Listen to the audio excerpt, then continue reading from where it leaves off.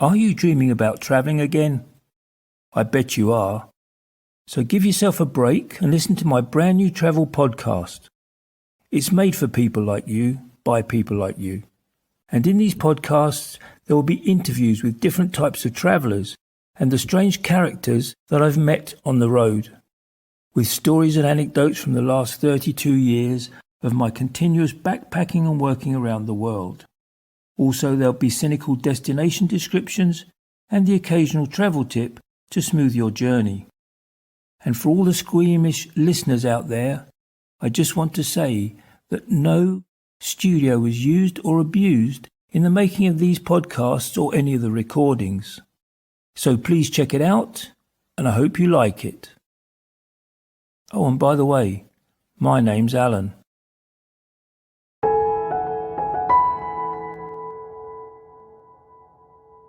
This week's interview was recorded in a busy backpacker hostel.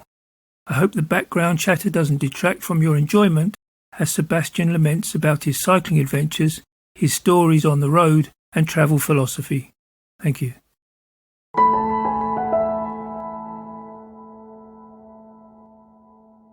Today, the interview is on a Sunday and we're not in church. I have a young guy here from the Netherlands. Well, maybe he's not so young, but he's from the Netherlands. He looks young. Yeah, he looks young. Okay, I'll let him introduce himself and then I'll ask him some questions. All right, my name's Sebastian. I'm quite young. I'm 36 years of age. And He looks younger. And I always get like, oh, you must be 28, 29. Sometimes they say 30, but they never say that I'm my actual age. Okay. It's quite all right. Describe your type of travelling, your style of travel. Oh, I'm cycling. I have a good cycling bike. It's called the Santos Travel Master, and it has 2 front panniers, 3 back panniers, and an extra bag on the handlebars for the valuable stuff and the power bank and stuff like that.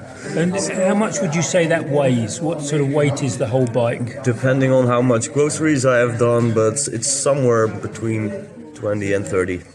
Okay. So let's Kilos. say 25 kilograms in average. Yep. That's quite heavy. So if the bike goes down, you can pick it up. Yeah. Okay. Yeah. Have you had many punctures? Only one in 4.5 months. Wow. One flat tire. And did you It fix came on the wrong moment, but it was raining Oh, yeah. cats and dogs, and there was no place to seek shelter for repairing it. Punctures never come at the right time. No, that's right. You know, they always come when it's raining or you've had an accident or something. Yeah. And did you repair it yourself? Well, the funniest thing was I brought some extra spare inner tubes, so that I don't have to repair the. Good boy. The thing was, I bought the wrong inner tubes, the wrong valves. You have the valves, the wide ones and the narrow ones. Yeah. I needed the narrow ones, but I happened to have brought the wide ones, so the valve would not go through the hole in the rim. What did you do? I just had to glue the leaking one, and Did you that's carry a quite... patch kit? Yeah, You did. I And got you do all that. kinds of repair material with me. Good man. Yeah. What would you say your passion is in life? My passion in life, not especially the traveling, but my passion in life. In life? No, we'll start with that one. Yeah, I'm a guy who always takes care of the people around him. What job do you do back in the Netherlands? I'm nursing handicapped kids, all kinds of handicaps. Yeah, I admire that. This is great. Where do you think your ability to help other people comes from? I think it's just a genetic thing, maybe. Okay, you didn't get it from your mother. Oh, your mother. And my mom's working in healthcare as well. Okay. She always used to work at a kindergarten. Yeah. And then she started to do the same thing as I do. But that's just awesome. Yeah, that's awesome. No, I think that's lovely. Okay, when you're cycling, what's the worst thing that can happen to you while you're cycling? Cycling in the rain for a couple of days never is pleasant. Actually, the worst thing that happened was that we were cycling with 2 other Dutch guys. You met one of them, Vincent. Yes, where's Vincent now? He's now at a place called Azenjal, and it's a village that was burned down 12 years ago. Oh, wow. And there's a man living there remotely. He just occupied one of the burnt down houses, has cleaned it totally from the inside. Yeah. He's sleeping in one of the 2 rooms, of which the roof is intact, so he will be dry when it's raining. Okay. But there's a lot of leaking parts. And he's a backpacker. Your friend's not. Your friend's a cyclist. Yeah. But is the guy doing the house a backpacker? He's also a bike packer. He's a biker. Yeah. He's from Finland, and he came on his okay. strike bike, so a 3-wheel bike. Oh yeah. Because he has surgeries on his back, and so he cannot be on an upright bike, so he has to sort of sit and lie down. Yeah, I love it. I love that, especially when people who have small handicaps are out there doing all this. I mean, I met a guy on the Camino de Santiago in a wheelchair. Yeah. Another guy with one arm. Yeah. And then I tried to help him, and he said, no, don't help me. Yeah. So, very independent, very strong characters. Right. Stronger than mine, that's for sure. But, shall I go back to the story that I was going to say? Yeah. I was cycling with Vincent, that you met, and with Michiel, who is another Dutch guy. And we were going downhill, 3 bikes with heavy luggage on the back. And Vincent was up front, then Michiel was in the middle, and I cycled behind him. Vincent decided to brake because there was a car coming from the left, while Michiel and I thought we can just carry on easily. So Vincent hit the brakes real hard. Yeah. Michiel slams into Vincent, and I slam into them. So there was one big pile of bikes and luggage and people. And the car went straight past? Well, he stopped actually. He did? Okay. Yeah, he was a friendly guy who also was cyclist, and he had an accident himself a couple of days before with the bike, he told us. Yeah. And he was Portuguese? He was Portuguese guy, Spanish guy, he was in Spain. Okay, this is just awesome. What's the best thing about cycling when you're traveling? The freedom that you have to go left or right, or stay somewhere for an hour or 2 days or 2 weeks. So getting lost for you isn't a problem? Getting lost? No. You love it? Yeah, that's the best thing. Yeah. And it's great not to do the predictable. So where you're meant to go straight off the main roads. Go off the main track and do stuff like that. If you had to give someone advice who's thinking of have a cycling tour or a cycling holiday, what would you say to them? Just go and do it. Just do it. Yeah, don't hesitate. What about equipment? How would you say? Start small or build up, or get all the equipment first? Well, the first thing you need is a decent bike that can carry the weight of the luggage. So you need a sturdy bike. Sort of mountain bike style? Yeah, it's more like a travel bike. It's really heavy material. It's an aluminum frame. It's light, but it's strong. It's light, but very, very strong. The wide tires with good profile on the tires, because you go off-road a lot. Your bike needs to be able to go uphill on sand or gravel. Do you know the makes of these bikes? What type of makes? Which are the best makes for this? What brands you mean? Yeah, brands. In this one, the Santos that I'm driving, that's a Dutch brand, and it's all custom built. But there's also Surly, there is It Works, there is Koga, who does a good job at and the price again, there's the top price, and then you come down, and there'll be other prices. So even if you're not a rich person, you can still go out and bike. Yeah, sure you can. And what is it about the freedom on a bike? Personally, I know this because I used to ride a motorbike, and the freedom on a motorbike is phenomenal. Yeah. And the freedom with a push bike, a cycle, is possibly as good, it's just a little bit slower. Yeah, and I think he can even go to more places than with a motorbike, because I can take the Camino. I did the Camino de Santiago by bike. Okay. And sometimes, Which Camino did you do? Camino del Norte, so the whole north coast of Spain. And did you find it wet and windy? Windy, yeah. I had some bad days, but it was mostly grey instead of rainy. Yeah, a bit like English weather. Yeah. Okay. It was really getting autumn in September. Yeah. When did you leave the Netherlands on your bike? The 15th of July. 15th of July, excuse me. And we are now in November. Yeah. Where were you locked down? I wasn't. And you've worked continuously? I've been working until the 15th. And then you got on your bike? And then I decided like every vein in my body needs to be on that bike. Superb. And I had to cancel my plans to go to Scandinavia, so that's why I started cycling south, because the borders to Spain and France and everything, they were all open, so then I figured let's go that direction. So originally you were going to go north, but now you've come west. Yep. Okay, what is it about travelling on a bike that you like? Not just the freedom, but the pace is very relaxing. Like it's my form of meditation. Okay. I cannot sit still on a yoga mat and breathe for half an hour and think about nothing. That doesn't work for me. I'm too energetic for that. And being on the bike is very hypnotizing for me. I relax. My brain is resetting when I do that. Do things come into your head that you haven't thought of for a long time, and you can just all the time? All the time. I had the same experience. Which countries have you visited? By bike? No, in general. In general. Yeah. Oh, I've been in Australia, in the Seychelles. I've been in Venezuela. I have been in Australia. I have been in Dubai a couple of times. I have been all over Europe, from Germany to Czech Republic, to Bosnia, to Serbia, to Croatia. Then the next question Italy. is, how many languages do you speak? I speak Dutch, of course. I speak English, of course. I speak French a little bit. I speak German quite okay. I speak a little Bosnian. Oh, wow. Because one of my best friends, he is from Bosnia. He came to the Netherlands as a refugee in the 90s.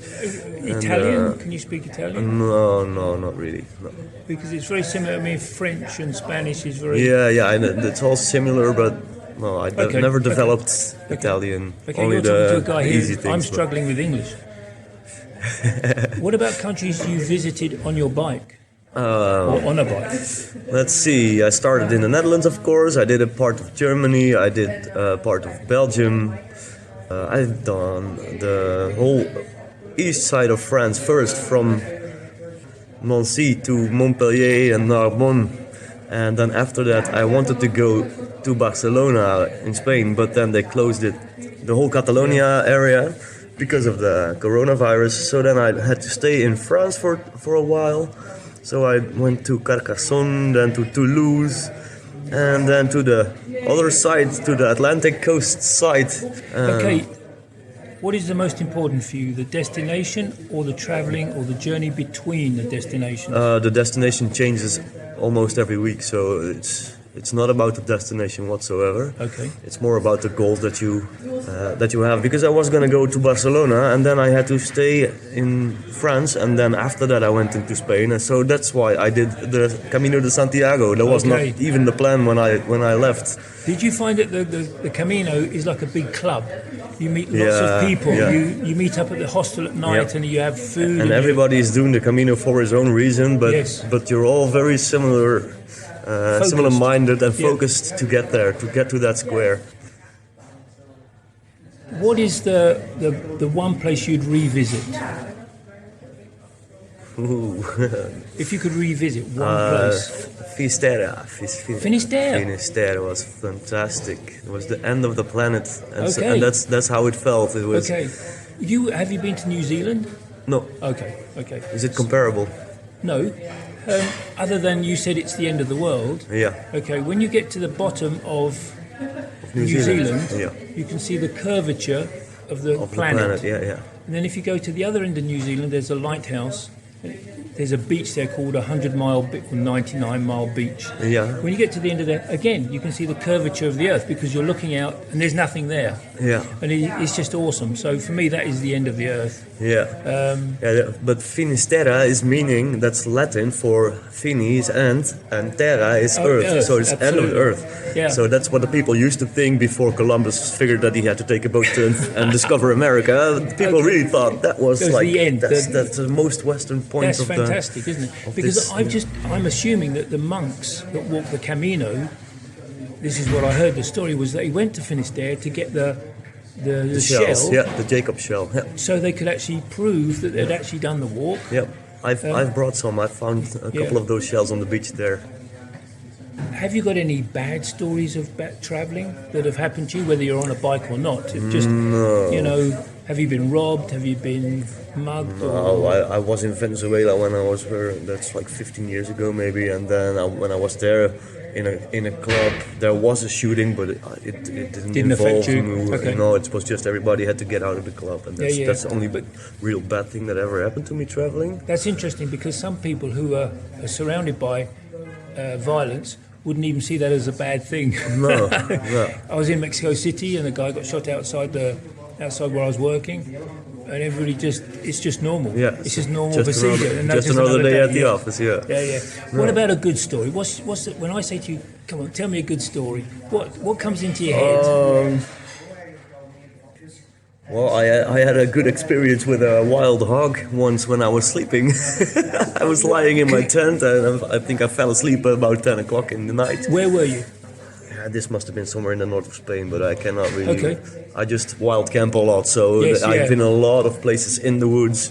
Okay, I don't know if you know this, but wild camping is where you can do it legally. Stealth camping is where you can do it where it's illegal. Oh yeah. Or some people call it guerrilla camping. Yeah, then it's stealth camping. Yeah, and you have to sort of put yourself slightly away so nobody sees you. Yeah. This was just on a forest. It was a little track, and my tent just fitted in that track. The rest was all covered in trees. This is why the bull was walking up the track. Exactly. What happened? I just blocked this road, I suppose. Yeah. Well, I was sleeping, and at 1 o'clock I heard the noise like next to the tent. So at first your heart rate goes to 200. Yeah. And then I turned on my light, my flashlight, torch. my torch, and that scared him a little. So he walked off, and then I heard him like walking up the hill, complaining like, and then on the other side of the tent, he came down again, and he just walked on. But that was quite a funny story. Yeah, these are great moments. These just small things that happen, especially when you interact with nature like that. Yeah, it can be. I actually almost trod on a deer once. Oh yeah, trying to find somewhere to put my hammock up, and it shot off, and then we looked at each other, and then it went off. It's just precious moments. Exactly. Hammocks, tents, hostels, hotels. What's your preference? The combination of hostels and in my tent. Okay. And what is it about camping that you enjoy? The peace and just being by yourself. And being in nature. Because normally nature accepts outside, something. Yes. Yeah. Fresh air all night. When you're sleeping under the stars. I have the tent with it's a panorama view. Oh, with a net. Just only the net. Oh, lovely. You can just look at the stars while you're in your bed, and you're just literally sleeping in a 10,000-star hotel every night. Yeah, that's right. Yep. And it doesn't cost you anything. And it doesn't cost you at all. And did you say you'd been to Australia? Yeah. Okay.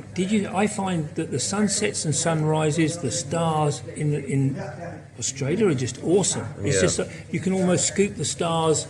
I mean, I just slept on a mat, no tent. Yeah, no tent. Yeah. And you can do that obviously because the weather's just good. And again, the stars, the animals, everything at night. Even the bad stories. I was surrounded by dingoes one night. Yeah. And your senses tell you to wake up. On the Fraser Island. No, this was on mainland. This was actually on it's a line that runs around the globe, the Capricorn. Anyway, I was there, and I just got over a fence and was sleeping on the ground, and woke up at 4 o'clock in the morning with all these dingoes around me. Surrounding you. Yeah, wondering if I was dead or not. It is what it is. So you're saying tent, then hostel would be your preference? Yeah, because every now and then you need a shower and you need to recharge your power bank and the telephone for the navigation, of course. And it's just so nice to have a hot shower. Hot shower is always good, but I'm also using warm showers, and that's a very nice community. It's quite similar to couch surfing, but it's more dedicated to people who travel by bike instead of. What's it called? It's called warm showers. Warm showers? Warm showers, yeah. Okay, never heard of this before. It's just a way to get in touch with people. You can just see on the map where the pinpoints are of people who are using warm showers, are hosting people. Okay. And then you can click on it and you can send them an email, or if they have their phone number up, you can just call them or send them a WhatsApp message. Okay. And then you can, if they can host you at that moment, they just accept you for free. This is awesome. This should be out there because I had never heard of it. Then again, I'm not riding a bike. Warmshowers.org. Okay, brilliant. Thank you. What's the one thing you always carry with you that you wouldn't leave at home? I think I must say my music. So how important is music with you? Because I'd imagine Very cycling. important. Okay. Yeah. What type of music is your favourite? What's the thing you listen to most? While cycling, it's mostly a little up-tempo dance music or very relaxing reggae sounds. Is it the rhythm you want, or is it just it's nothing to do with that? Not yet. It's just clearing the head and sing along. But Okay. what I actually did was I had all my CDs from when I was younger, and I put them all on the computer Right. and put them on an old Apple iPod classic. So perfect. it's almost 9,000 songs together Wow. from when I was younger. So Yeah. almost all the music that I'm listening to is all like recognition. That sounds absolutely awesome. Yeah. And do you find there's a moment where you get the right song with the right environment, and you just go, "This is that an happens. incredible Yeah, sensation, yeah, an that incredible happens, yeah. emotion." Yeah. And I think music is the only. Get me wrong here. Maybe photographs are the same, but music actually evokes emotion in people on an instant. Yeah. You know, you could listen to something that you hadn't heard since you were 5 years old or 10 Yeah, years old, exactly. and Yeah. instantly you're straight back there. Maybe now I can go to the funny story that you are Okay. asking about, because something Please. popped in my mind now. Yeah, please. I was in Lisbon a couple of weeks ago, and I was in a hostel with a group of people. Well, actually, it was not the group of people then yet. I met one girl from Korea, Oh yeah. and it was 12 o'clock, and she said, "Shall we go get a coffee somewhere?" So we went to this bar quite close to the hostel, and it was completely empty, but it looked very classic. It was on the walls, like a carpet of grass yes, on the yes, wall. yes. It was a very fancy. Yeah. So we sat down there and we ordered a coffee. And 10 minutes later, people started carrying instruments inside. So we thought, all right, maybe there's going to be live music. Yeah. And there was, after I think a sound check, and then they started playing, and more people came into the bar. It was becoming quite a fun party. Yeah.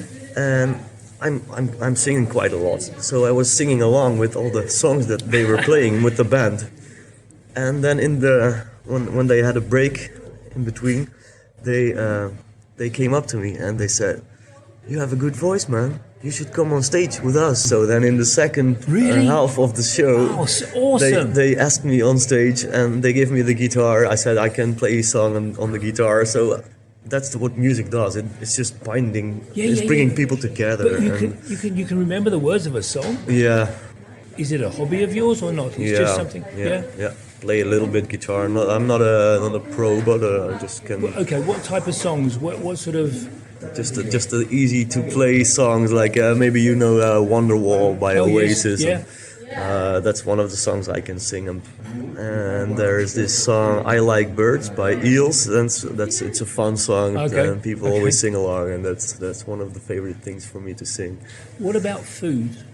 Food. Ooh, well, I have my own kitchen with me, and I'm cooking as much as first of all, it's cheaper than going out to dinner, and it's nice after a day of cycling. Just buy some veggies and chop them up and buy some rice or pasta and just make something out of nothing on the side of the road. And I think it's called cathartic. It's a relaxation, and you can just wind down from the day. And generally just get into it, and then you've got the meal at the end. And you got a good nutritious meal in the end. Are you a vegetarian, vegan, or a meat eater?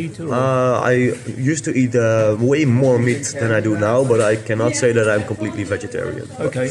On the road, it's not easy to carry meat because I don't have a cooling system with me. So you'd have then to it's usually just buy buy a courgette and buy a red pepper and buy some mushrooms, and and that's easier to. That's right. It's and prepare also you can and- carry it for longer. Exactly. without, But when I've been cycling for 3 days and camping for 3 days, then also I'm happy to go to a restaurant and have myself a good meal. fish or a good steak. What is the satisfaction you get from your job? It's just so rewarding to get a smile on the face of the kids who have nothing. Yeah, for They are very handicapped socially, emotionally. They're like in between 0 and 2 years old maybe. the last place I worked were deaf and autistic Okay. kids, so they have totally different lives, and Yeah. it's hard to explain how they must feel because every patient is different. Yeah. I think it's different also if you become handicapped, if that's the right word, I'm not sure. But if you become have a disability from birth, Yeah. than one that you gain later on. Later on, yeah. If you get it from birth, you possibly just accept your situation. But if you get it later on, you know. You're already used to having a normal life, and maybe Yes, starting that's to right. talk Yeah. and starting to walk, and then all of a sudden, Yes, yeah. If a young person came to you and said they wanted to travel, not so much on a bike, but just travel, but were a little bit scared to do it, what would you say to them? I would definitely tell them that I have had no negative experiences while traveling, and that the only thing you can find out if it's something for you is just by go at it, just do it. Okay. Die with memories, Oh, not yeah, dreams. that's right, absolutely. That's the thing you have to do. Yes, is to fulfill the dreams and make good memories. Yeah, I've been standing on a lot of places here, in especially in Portugal, and on the coastline, high cliffs, and that you think like, ooh, if I slip now and I fall down, I'll be gone. But have I had a good life or not? that's just Yeah, that's awesome because that's so right. Yeah. That's so true. Okay, how do you think COVID will affect travelling in the future? The virus. Yeah, it's already affecting now because COVID made me return to the Netherlands in a couple of days because I was going to go further into Spain and then into Morocco, but it's just all in lockdown. I didn't go at it anymore, so it's already affecting now. Depending on if they have like the vaccine in a couple of months for everybody. But do you think people will travel more or less after it's finished when the virus dissipates? I think it will be picking up again and going to the same level as it used to be. I think. And who was your inspiration for travelling? For traveling by bike, definitely Hera. It's one of my friends from the Netherlands. Okay. She's been cycling from when she was 19. She did her first bike trip already. But she's been cycling from the Netherlands to China. Oh, wow. She's been cycling from Alaska to Costa Rica. She has been also here in Europe, in south of Portugal as well. Algarve she's seen too. And I always admired that. Always fancied to do something like that, but I was in a relationship for 10 years and she was not much of a cyclist, so I never took the chance to go at it. What's the name of the girl that was cycling? Hera van Willik. Okay. I think that's fantastic when a girl does it. Yeah. Because girls have a lot more think so aggro too. than we get, Yeah. and that's a tough thing. Yeah. Okay, I'm going to wrap the interview up now. Alrighty. Thank you very, very much. No I problem know at you're a all. busy man and you're going to fly back soon, back home. Have a good future, and may Thanks so see you on much. the road again. Definitely sure we will. Well, that's all for this week, folks. And please remember, the same road can be travelled 1,000 different ways. So get out there and make it your own. Until next week.